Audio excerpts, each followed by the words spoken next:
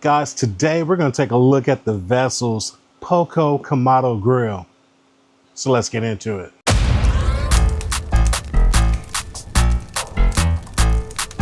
All right, guys, so that's right. As I said, today we're going to be taking a look at this Kamado grill.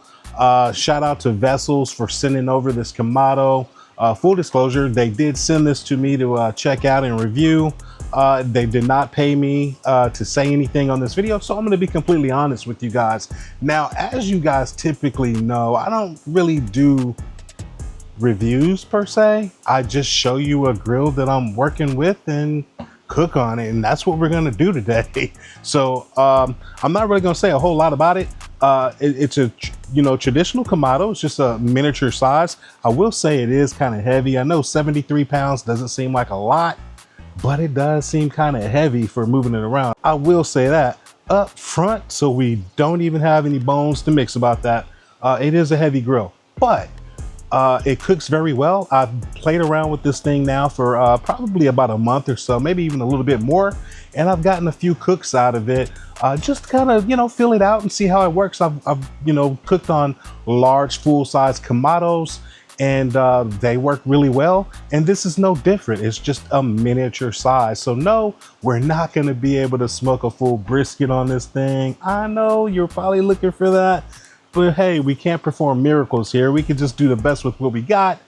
So it is a smaller grill. You're going to be able to cook smaller proteins and things of that nature on this. And so, yeah, that's what we're going to get into. Now, when you get this grill, it is very well packaged. I will say that. I'm not going to sit here reading specs to you. You guys are intelligent enough to check out the website. But I will say, again, it is 73 pounds. And we're talking a 13-inch grill here. And you do get the ash rake tool. You'll get a glove. You'll get the heat deflector. All of that will come with it. I happen to I got the cover to go with it. So, but yeah, it's very well constructed. Nice wooden handles here on the sides, as well as the front spring-loaded hinge here on the back for raising and lowering your lid.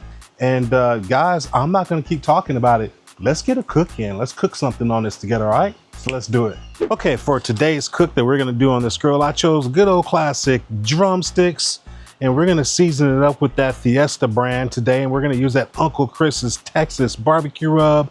Fantastic rub. So we're going to get some put on here. Nothing fancy. We're just going to get some on here, get it seasoned up well, and we're going to get it on the grill and see how this little grill works.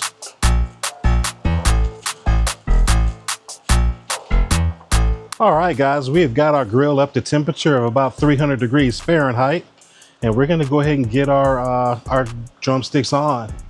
Now, because we've got our temperature where we're at, we're going to control that temperature by adjusting our vents. Now, my vents are going to be closed down now.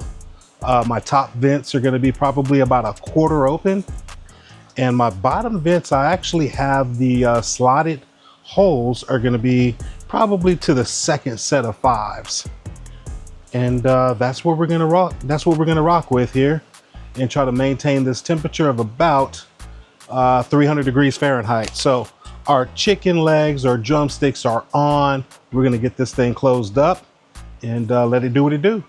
Guys, welcome back to the channel. I am Alton, aka the Dawgfatha, and this is Barbecue Boulevard, where my aim is to help elevate your backyard grilling game. Now, if you're enjoying what you're seeing here, or at least finding some value in what you're seeing here, please consider giving me that thumbs up and subscribing to the channel and enable that bell so you get notified every time we upload a video to this channel. All right, so let's get back to this cook. All right, so we've been rolling along here now for about an hour, maybe just under an hour or so. And we're gonna go ahead and get this these drumsticks all flipped over. And as you can see, they are cooking very well. Just as just as a Kamado would. So it's coming along. Now, because this is dark meat, I do like to take my dark meat a little higher. I know that, most will say, oh, it's good to go at 165, 175 range. I like to take mine up higher. We'll probably be somewhere around 200 degrees or whatever, just so we can get a good bite through skin here. So, but anyway, we got it flipped over here, and we're just gonna let this keep going here, guys. And yeah, this Kamado is performing very well for us right now. And we're gonna get the lid closed up so we don't creep up in heat too much. Bring you back in a bit.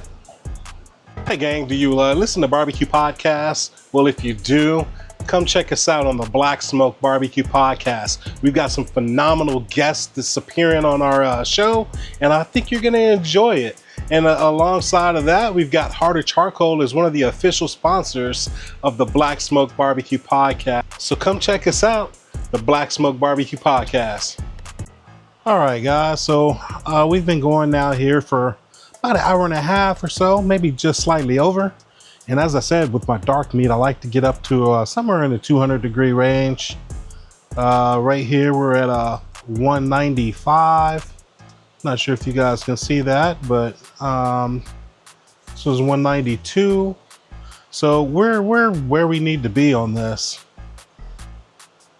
So yeah, we're about 195 or so on all of these. So again, we know we're very well done. I'm not concerned about getting anybody sick, but at this point, I want to go ahead and add some sauce onto it because we're going to do kind of a traditional barbecue chicken recipe kind of thing here. So we're going to get some sauce put on here and kind of get it brushed on.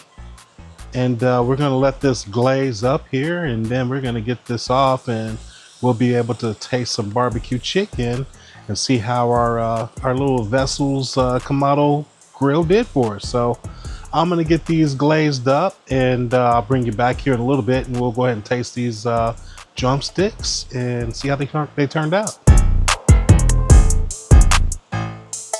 Okay guys, so here we've got our chicken drumsticks here. They've glazed over very well. It's a very good cook on these drumsticks. Man, they smell phenomenal. And man, I think it's time for us to go in for that taste test and check out these drumsticks. All right, here we go.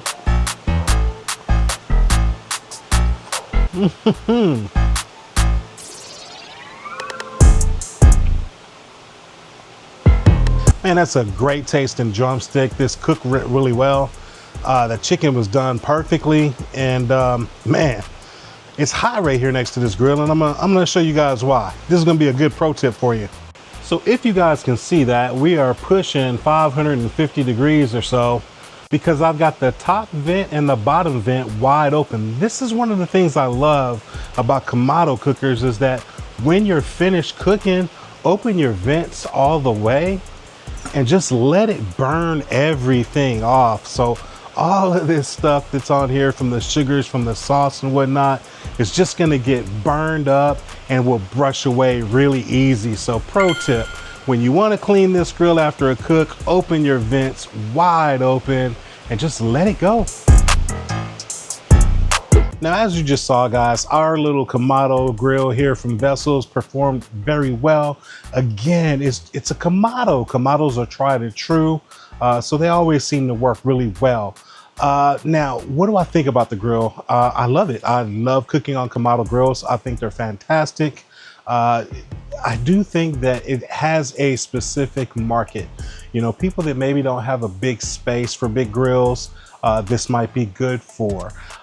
You're not gonna be able to, you know, like I said, get a brisket on here and feed a ton of people. But if you're just trying to put a few things on the grill, some flank cut ribs, some chicken thighs, some drumsticks, things of that nature, this grill absolutely works out well. You can reverse sear steaks and, you know, things of that nature on here as well. But again, it's just not gonna be a high volume cooker. One of the things that I don't like about the grill is that it is heavy. For it to be a small grill, it is a heavier grill, and I get it. It's a Kamado grill, it's insulated, it's ceramic. I get all of those things, and I understand that that's vital to the performance, so I'm not really knocking it off, but I'm gonna say that it is rather heavy. It does come in a few different colors, which is cool. I'm not really loving the price tag at $600 for this, where you can get something that's probably full size for not a whole lot much more money, but $600 price tag is a little hefty for this, but it really does perform well and it's fun to cook on. So Anyway, I'll have the links down in the description box below, so make sure you go check out this Kamado grill if you decide you want to purchase one. But hey, if you enjoyed what you saw here, make sure you guys check out what I got listed right there, as well as click on that subscribe button, and I'm going to see you in the next video. Peace.